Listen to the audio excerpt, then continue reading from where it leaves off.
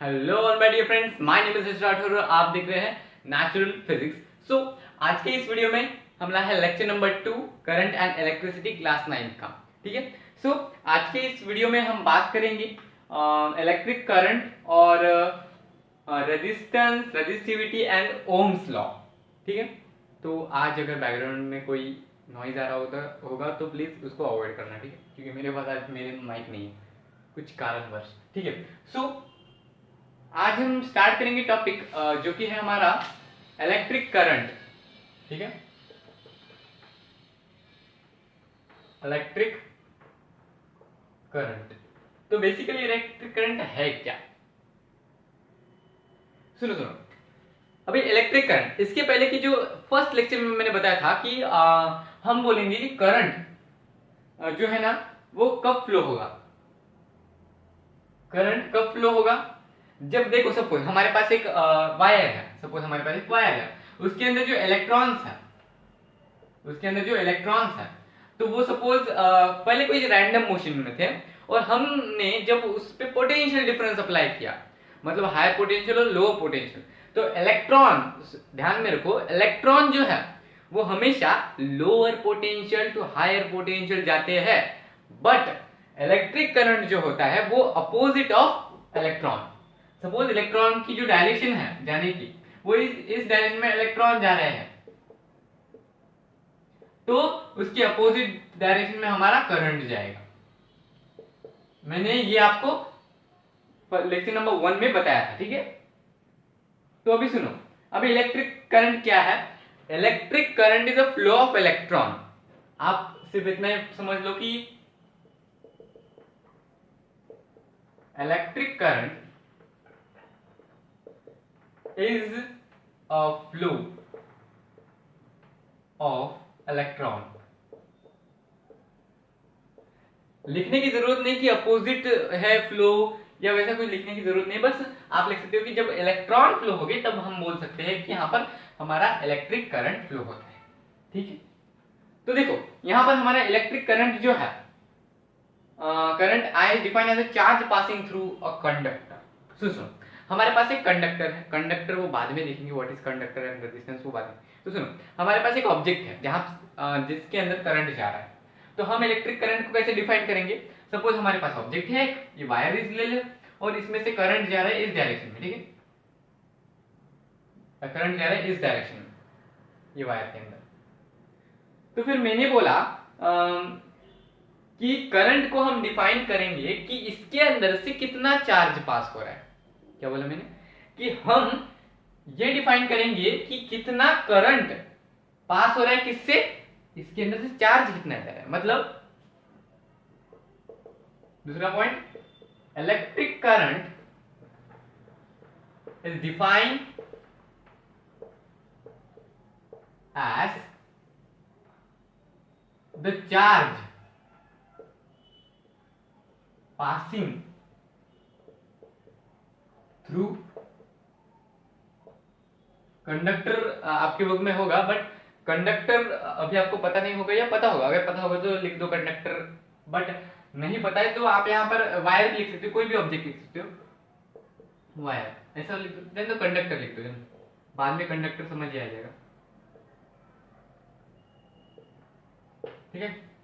तो हम electric current को डिफाइन कर सकते हैं कि एग्जैक्टली कितना चार्ज उस वायर से जा रहा है, बट एक कंडीशन है कि रिस्पेक्ट टू टाइम। तो हमारे पास यहाँ पर एक फॉर्मूला बन जाता है। देखो ये जो चार्ज है, चार्ज के लिए एक स्पेशल अल्फाबेट है, वो है क्यू।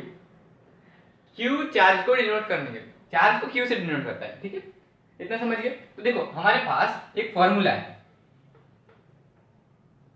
मैंने क्या बोला अभी?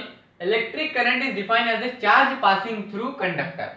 बट अगर आप बोलोगे कि 1000 घंटों में एक चार्ज पास हो रहा है, तो ऐसा तो नहीं चलेगा। तो देखो चार्ज की जो यूनिट है उसको हम बोलते हैं क्यू। ठीक है, ऐसा है सिस्टम में यूनिट, ये यूनिट नहीं है, ये तो वर्ड है जिससे हम डिनोट करते हैं चार्ज को। उसके बाद हम क्या, इलेक्ट्रिक करंट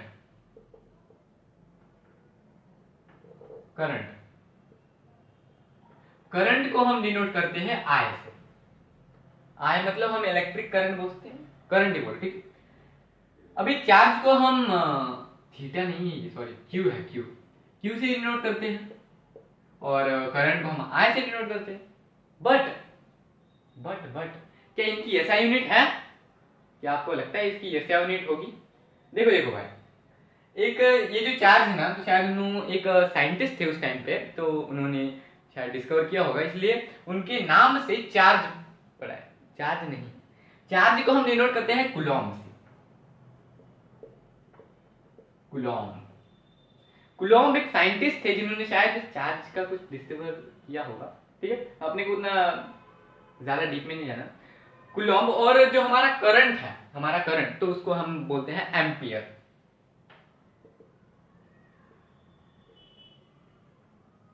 AMPAR, शायद AR, स्पेलिंग बराबर है, स्पेलिंग मिस्टेक बहुत है।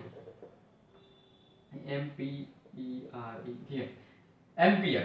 देखो अभी कूलॉम को भी रिप्रेजेंट करते हैं C से, और एम्पियर को रिप्रेजेंट करते हैं हम इससे, A से रिप्रेजेंट, हाँ ना, A से, ठीक है। ये देखो, चार्ज जो है, चार्ज को हम रिप्रेजेंट करते हैं Q से, करंट को I से। अभी ये चार्ज कूलॉम में करंट है, अभी ये जो चार्ज है हमारा, तो चार्ज जो है ना, तो उसकी एसआई यूनिट है कूलॉम। दिमाग में फिट कर लो, शांति से सोचो। Q जो है ना, उसको रिप्रेजेंट करते हैं चार्ज के लिए, I रिप्रेजेंट करते हैं करंट के लिए, C कूलॉम के लिए, A एम्पियर के लिए। चार्ज की एसआई यूनिट कूलॉम, करंट की एसआई यूनिट एम्पियर। इतना ही ध्यान रखो, ठीक है। ये स्क्रीनशॉट ले लो इसका, या जल्दी लिख लो, 1 2 3 में देखने होगा, ठीक है। तो इसके लिए हमारे पास एक फॉर्मूला है। क्या है फॉर्मूला? देखेंगे फॉर्मूला, ठीक है। हमारे पास एक फॉर्मूला है, क्या है? हमारा इलेक्ट्रिक करंट अगर हमें निकालना है, तो उसके लिए हमारा क्या है? I इज इक्वल टू हमारा क्या है? चार्ज। चार्ज क्या है? Q upon T। अभी T क्या है? टाइम की एसआई यूनिट है सेकंड, तो मैं बोलूंगा I को क्या है? I क्या है? I की एसआई यूनिट क्या है? Ampere. Ampere is equal to 1 ampere is equal to Q क्या है? Q चार्ज के लिए इसका क्या, चार्ज के लिए क्या है? कूलॉम।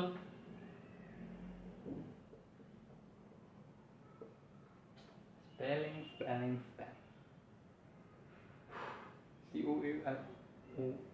COULOUMB।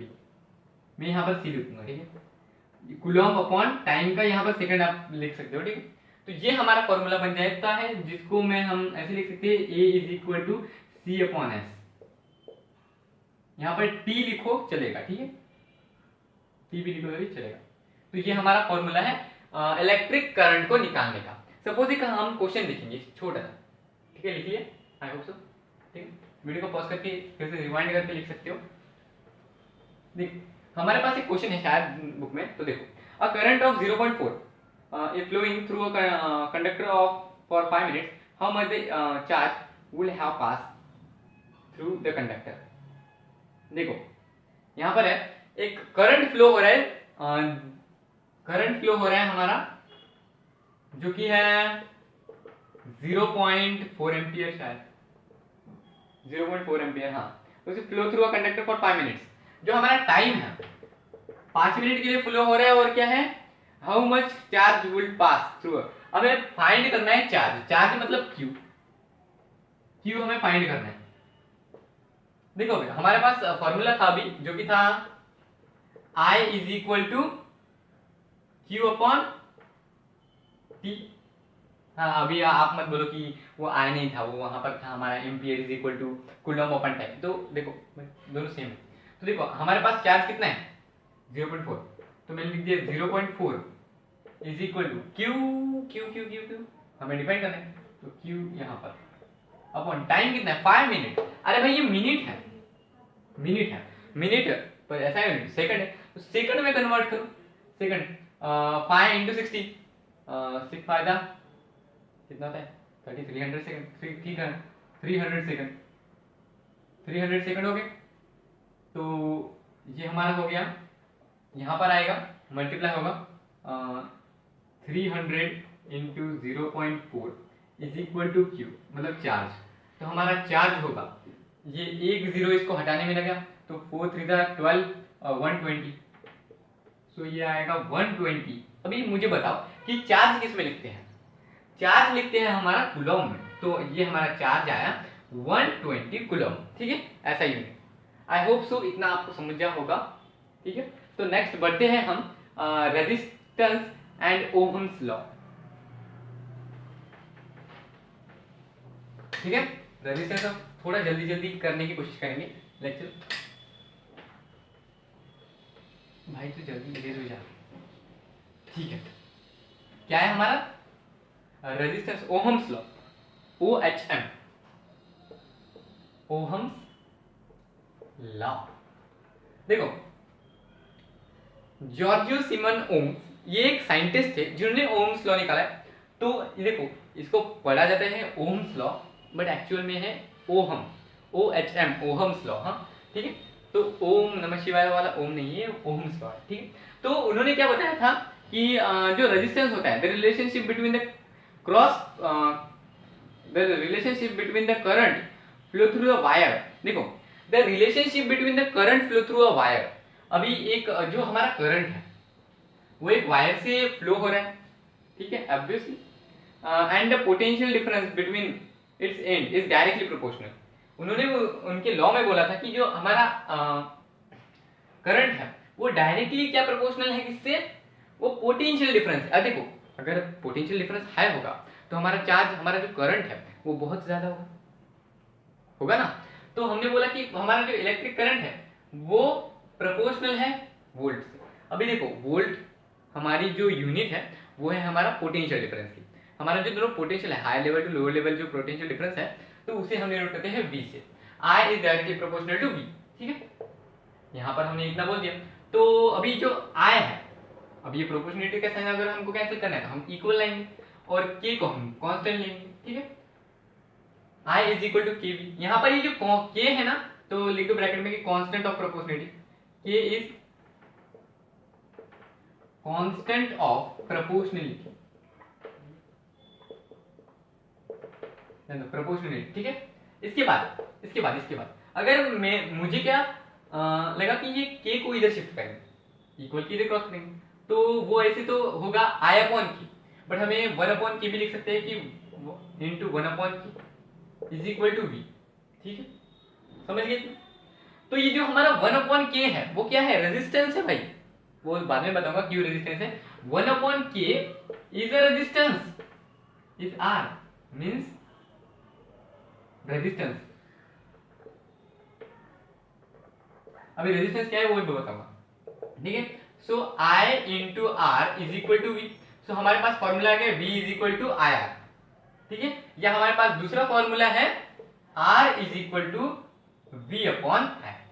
तो इसे हम बोलेंगे ओम्स लॉ। ओम ने मतलब ओहम साइंटिस्ट जो थे ना, उन्होंने हमें ये लॉ दिया है, इसे कहा जाता है हमारा ओम्स लॉ, ठीक है। अभी देखो इतना तो आ गया हमारा। फिर इसके बाद जो हमारा we can obtain the SI unit, हाँ, तो यहाँ पर एसआई यूनिट हमें लिखनी पड़ती है। तो देखो वोल्ट जो है, वोल्ट क्या है हमारा? एसआई यूनिट पहले से ही है, तो ठीक है, इतना तो समझ गए हम। वोल्ट हमारा एसआई यूनिट है पहले से, तो वोल्ट अपॉन क्या है? आई एसआई यूनिट नहीं, तो आई को एसआई यूनिट, करंट को एसआई यूनिट में क्या लिखते हैं? Ampere, ampere is equal to R. अभी देखो ये जो रेजिस्टेंस है, साइंटिस्ट ओहम ने इन्हें रेजिस्टेंस को एक सिंबल दिया है, जो कि है ऐसा। ट्राई करना ऐसा बहुत बार बनाने की, मुझे भी नहीं बराबर बना दिया था अभी, तो ऐसे बनाने की ट्राई करना। तो ये हमारा सिंबल है जिसको कहा जाता है ओहम। क्या कहा जाता है इसको? ओहम। तो यही था हमारा ओहम्स लॉ, ठीक है। तो ये हमारा उसका फॉर्मूला बन जाता है कि 1 volt upon 1 ampere is equal to 1 ohm. अगर आपको बताना है रेजिस्टेंस कितने है, रेजिस्टेंस हमारा ओहम में निकलता है, और रेजिस्टेंस क्या है वो डिस्कस करेंगे। वोल्ट अपॉन एम्पियर ये हमारा फॉर्मूला, ठीक है। तो जल्दी बढ़ेंगे नेक्स्ट की तरफ, जो है रेजिस्टेंस एंड रेजिस्टिविटी, ठीक है। तो स्टार्ट करेंगे resistance and resistivity. I hope so ये वीडियो लंबा बनेगा।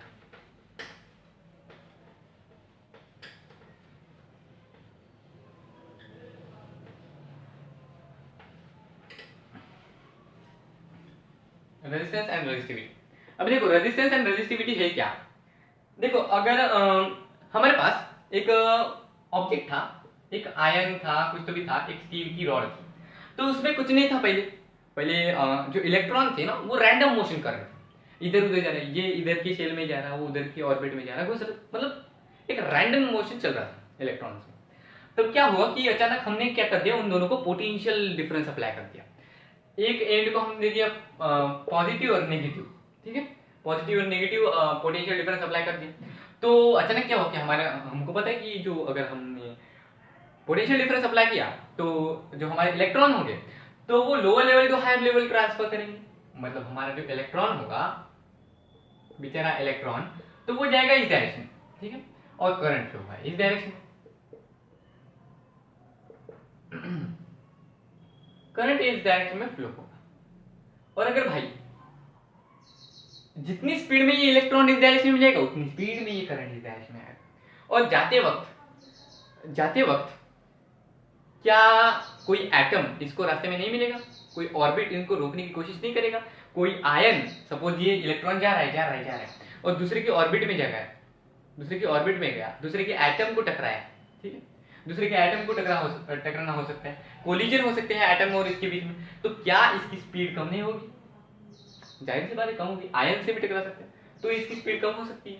और अगर इसकी स्पीड कम हो जाने की तो इसकी भी आने की स्पीड कम होगी। इतना समझिए। देखो यहाँ पर बुक में भी दिया है, सच कोलिजन कॉजेज द हिंड्रेंस। देखो सच कोलिजन, ऐसे कोलिजन हिंड्रेंस फॉर्म करते हैं। अबे हिंड्रेंस क्या है? हिंड्रेंस एक इंग्लिश वर्ड जिसका मीनिंग है स्लो डाउन। अब ये इलेक्ट्रॉन अगर किसी से टकराएगा, क्या इसकी स्पीड कम होगी? हाँ ऑब्वियसली इसकी स्पीड कम होगी। तो अगर ये कम होगा तो यहाँ पर इलेक्ट्रिक करंट भी कम होगा, इसी बोलते हैं रेजिस्टेंस। या आप ऐसे समझ सकते हो, एक कोई ऐसी चीज जो इलेक्ट्रिक करंट को फ्लो होने से रोकने की कोशिश करती है उसे हम बोलते हैं रेजिस्टेंस। क्लियर है इतना? ठीक है, क्लियर है, ठीक है। तो ठीक है, यहाँ पर हमारे पास रेजिस्टिविटी भी है, द गिवन टेम्परेचर। देखो रेजिस्टेंस जो है ना उसको हम आर से डिनोट करते हैं, और रेजिस्टिविटी, देखो रेजिस्टेंस की यूनिट है हमारे पास, ये जो आर है, रेजिस्टेंस की यूनिट है हमारे पास ओहम, ठीक है। और ये जो रेजिस्टिविटी है, तो रेजिस्टिविटी क्या डिफरेंट है?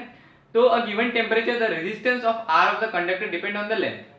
यहाँ पर पहले हमारा रेजिस्टिविटी जो है ना वो डिपेंड करती है हमारे लेंथ पे, उसके बाद रेजिस्टिविटी इनवर्सली प्रोपोर्शनल है किसके? Area of cross section. और हमने इन दोनों को कंबाइन कर दिया तो R is directly proportional to L upon A, ठीक है। अभी L अपॉन ए हो गया तो मैंने बोल दिया कि यहाँ पर K हमने कांस्टेंट ले लिया, K की कांस्टेंट लेना है। और भी बहुत सारी चीजें हैं, जैसे कि रो, इसको रो बोलते हैं, ठीक है। ये एक जैसे पाया होता है अलग अलग नंबर, वैसे एक रो है, ये 9 नहीं है, रो है। तो R इज इक्वल टू, रो को हम कांस्टेंट बोल सकते हैं, ठीक है। रो यहाँ पर L है, हाँ, L अपॉन ए। तो यहाँ पर मैं लिख सकता हूं कि रो इज कांस्टेंट ऑफ रेजिस्टेंस। रो हमारा रेजिस्टेंस का कांस्टेंट है, ठीक है। तो ठीक है, तो ये हमारा फॉर्मूला बन जाता है। क्लियर है? और देखो कि तब मुझे इलेक्ट्रिक करंट का एक बात बतानी रहेगी कि देखो हमारा जो इलेक्ट्रॉन पर चार्ज होता है, जो इलेक्ट्रॉन फ्लो होता है ना, तो उस पर जो चार्ज होता है वो होता है 1.6 इंटू 10⁻⁻19 कूलम। ये हमारा क्या है? इलेक्ट्रॉन का चार्ज, इलेक्ट्रॉन चार्ज, ठीक है। तो ये है 1.6 इंटू 10⁻⁻19, ठीक है। इतना आज हमें पढ़ना था, शायद आपको थोड़ा फास्ट हो गई वीडियो, ठीक है। अगर आपको ये वीडियो अच्छा लगा तो प्लीज लाइक करना, शेयर करना और subscribe to this channel, okay. And thanks for watching this video.